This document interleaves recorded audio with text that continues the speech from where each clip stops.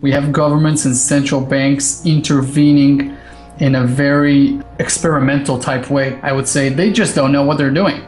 No central banker or politicians has ever done what these guys are doing right now, and there's just no telling what can happen. Everything's a wild card at this point. Hello everyone, and welcome into crushthestreet.com. We got a special interview with Lior Gantz of wealthresearchgroup.com. He's the founder, he's the president, and Lior is a value investor, you know, who focuses on beating the markets, and he's got, you know, a really strategic way to approach investing. And you know what? He's someone who I consider a mentor in my life because of just the way he approaches investments, and also just the balance that he has. He's about to be a father, a great husband, and he's running this, you know, premier financial publication. And I'm looking forward to having this conversation with him in these very, very volatile times. So Lior, thanks for joining me. Hey, thanks for having me. I'm very excited. Lior, here at crushthestreet.com, you know, we've been documenting this economic collapse for some time now, and I must point out that it seems like every other day there seems to be some sort of deadly act of violence, whether it's a terrorist attack, protests, just tons of things going on, shootings all over the world. And I want to ask you, is this a simple reaction to a crumbling financial environment? Are people, you know, reacting to the fact that there's just not as much opportunity in the world at the moment?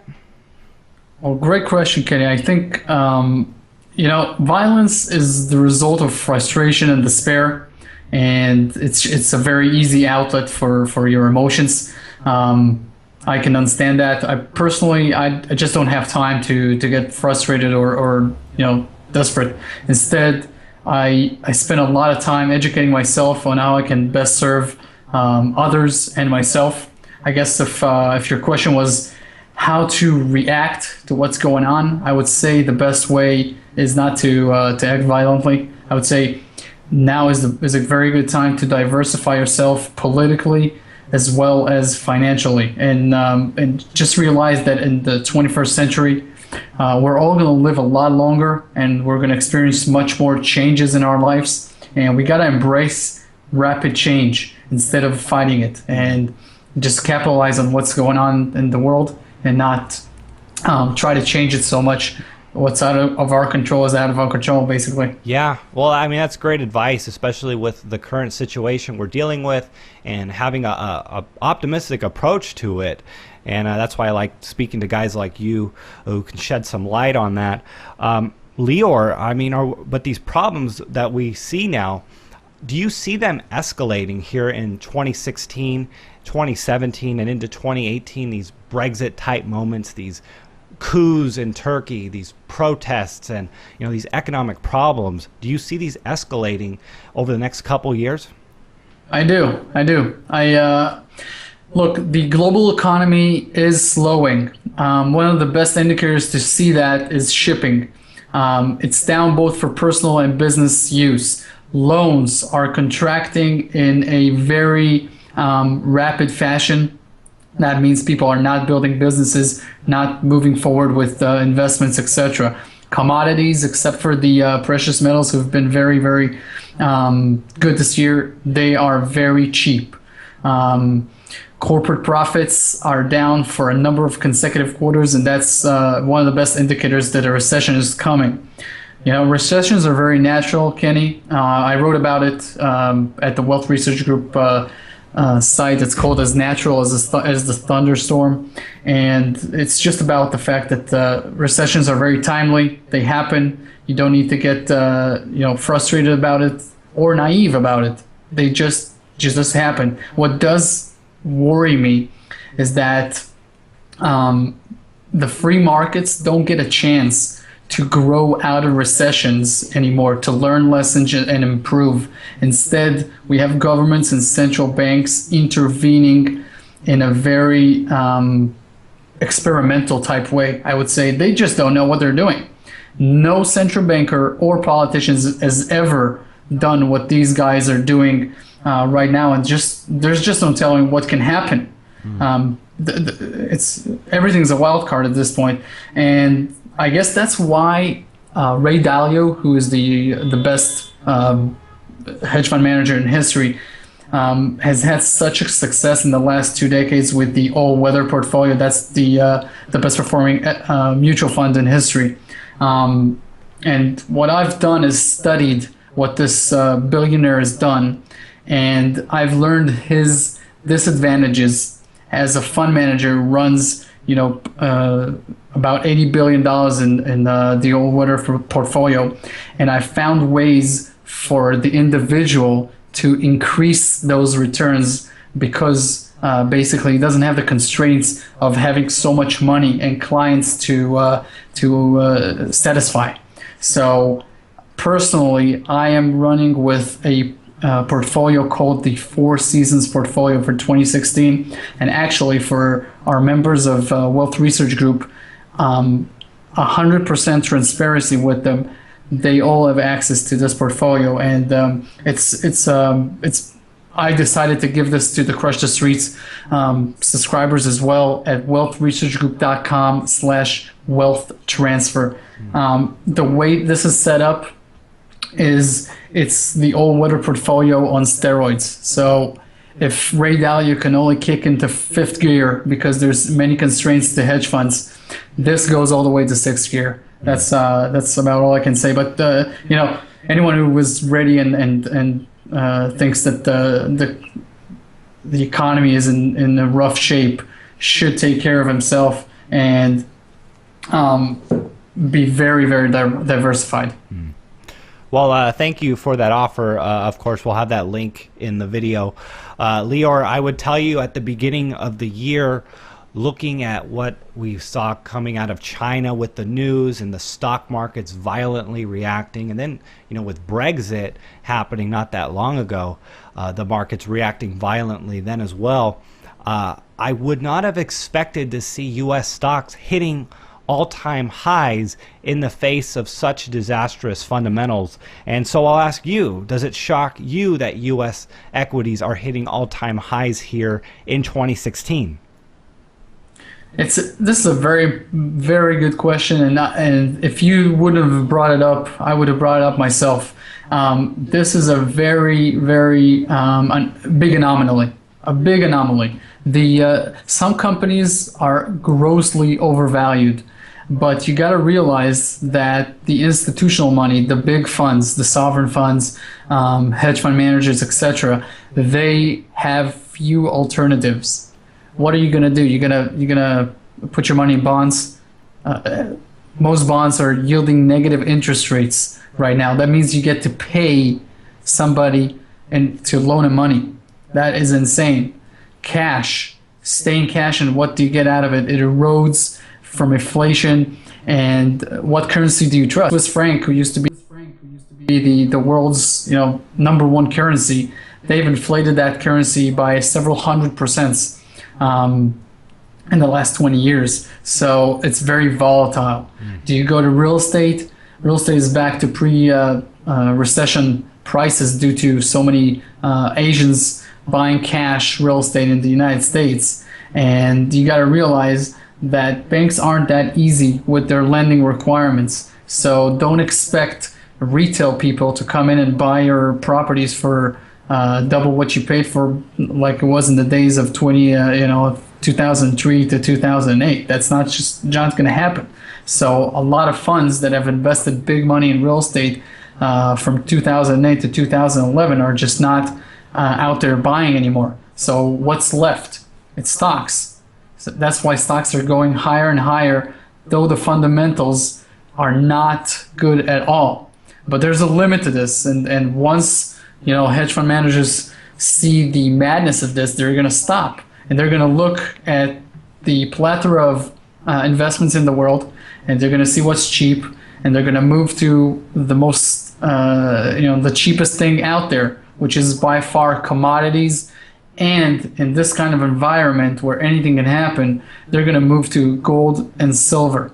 But to your question, it doesn't surprise me. When interest rates are low, prices go up.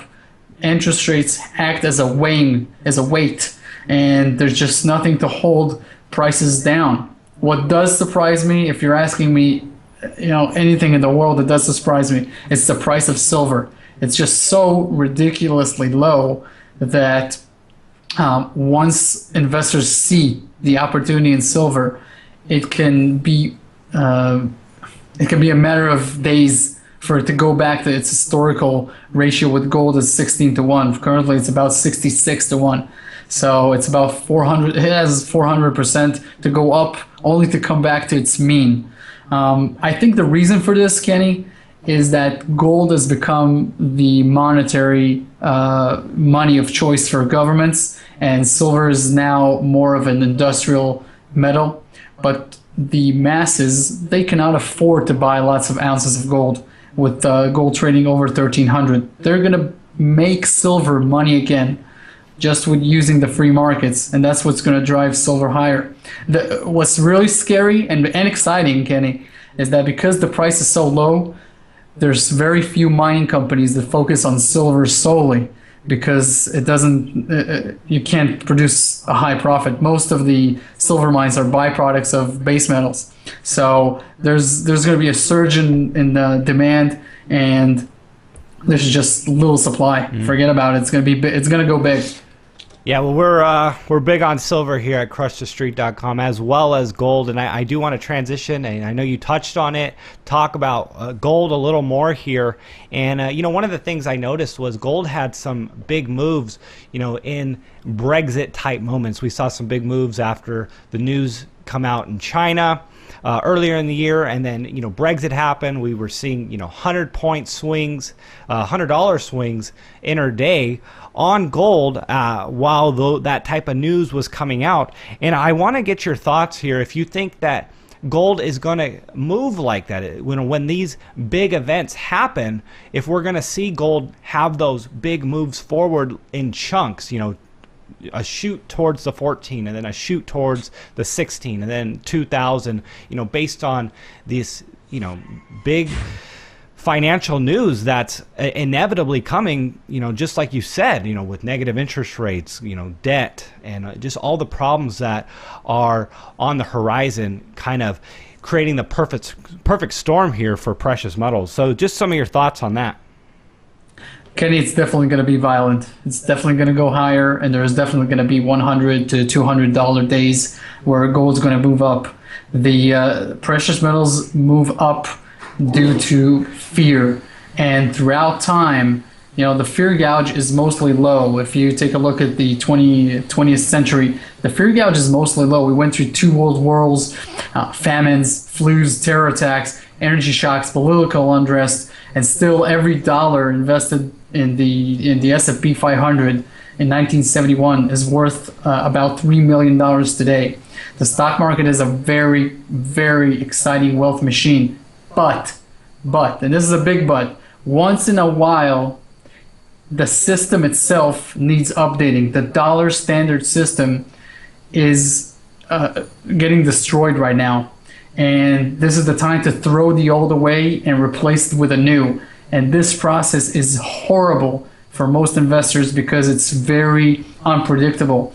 And what every investor needs at this time is to be very diversified. And I talk about this a lot at Wealth Research Group about asset allocation, intelligent asset allocation, and having the proper crisis hedges. We'll have that link in the bottom of the interview for sure for your subscribers. On top of that, I would say this, Kenny, the only proven indicator of a bull market in history for gold and silver is negative interest rates. This is something that is not flexible. When interest rates are negative, gold and silver go up substantially. And this is what's going on today. There's $12 trillion of negative interest rate bonds. And what you got to realize is this is a race to the bottom. Japan has lowered interest rates to negative levels. Germany has just issued negative interest rates bonds. Canada has done this as well. So the U.S. cannot afford to have positive yielding bonds. This is something that's going to create a race to the bottom. all countries are going to try and move to the negative interest rate level, and this is going to be more and more bullish for gold and silver. In my opinion, whoever is ready and is not afraid should be very glad at what's going on, because he can capitalize on this. After a 5-year bear market in the mining shares, they are incredibly cheap. We just debuted our first profile in Wealth Research Group, by the way, K92 Mining, and it went up 72% in 6 days. It's the highest performing stock in the TSX in the last 6 days. Personally, from April until now, I've done 4 doubles in 4 different stocks, and I'm currently researching 5 more. We've been researching them for months. One of these companies I've been looking at since 2011, and we're just waiting for the perfect entry point. And this is obviously email sensitive alerts that we send to our members, and it's obviously it's part of the Wealth Research Group plethora of service, which is free. By the way, you can just go to wealthresearchgroup.com, sign up for a letter, and you'll be one of the contrarians that get this information on the spot live. Yeah. So to answer your question, Kenny, yeah, I believe the future. That's why I founded Wealth Research Group. I was a long-term investor who finds these deep value compounding companies that serve you well for decades, but the system itself is in danger, and it's very hard to predict what's going to happen in a 30-year time span. This is not the 1970s or 80s where you could see the future and it was bright. This is a very, very tough environment, and precious metals would just do fantastic. And as an owner of mining shares, you basically own the most important metals in this environment. So you're going to get rewarded real good with select companies that have the right management. Yeah. Well, Lior, that's really good advice and inspiring, actually. I like talking to inspiring people, and it's one of the reasons I really appreciate you. I want to ask you, just in closing thoughts, closing words of advice, what are you recommending to people now in 2016? And of course, give people an idea, and I know you already did this to an extent, but give people an idea of what they can expect to find if they visit you at wealthresearchgroup.com. Sure. I believe the first thing anybody should do is get out of debt. Close down your debt, consumer debt, business debt, whatever debt you have. This is the worst time to have debts. A deflationary environment is horrible for debt holders, and that's your primary step right now. The second thing you got to do is make sure that you are very, very valuable to your employer, or very, very valuable to your customers as a business owner. Unemployment could go much higher in a deflationary environment, and you got to be standing out. That's the 2 main things anybody should do. Now, if you have savings and you want to invest them, you got to make sure to be very strategic. Lots of assets are going to go down big, and other investments are going to go high big time. This is called a wealth transfer. And at Wealth Research Group, what we do is we build a financial fortress of assets with our subscribers. You can go to wealthresearchgroup.com/financial fortress and see a two-minute video on exactly what Wealth Research Group is all about. But I guess if you want to learn exactly what I'm doing, then if you want to access the 4 seasons portfolio, you go to wealthresearchgroup.com/wealth transfer, and it's all there. I mean, there's just no other way to do it. You got to be very diversified and very strategic, and you can make a fortune with what's going on right now. Lior, again, thank you for coming on the show and sharing with us the years of knowledge and research that you've done in the markets and the economy. It's greatly appreciated. Thanks for coming on the show. Thank you very much. I hope to be here lots of times.